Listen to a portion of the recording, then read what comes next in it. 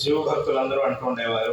విష్ణువే పెద్దవాడు, శివుడు కాదు అని శివుడిని నిందిస్తూ ఉండేవాళ్ళు కొంతమంది విష్ణు భక్తులు. వాళ్ళంతా ఇలా అందరూ కూడా అనేక విభాగాలుగా అనేక రకాలుగా విడిపోయి దేవుడి పేరుతో ఒకళ్ళొకళ్ళు గొడవ పడుతూ ఉండేవాళ్ళు, పరస్పరం గొడవ పడుతూ ఉండేవాళ్ళు.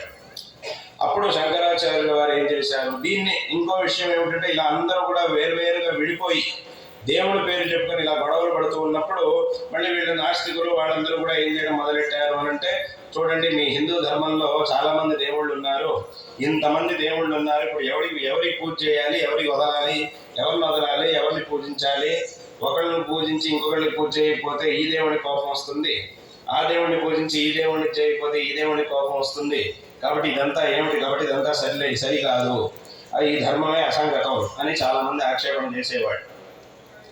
అప్పుడు శంకరాచార్యుల వారు మళ్ళీ దాని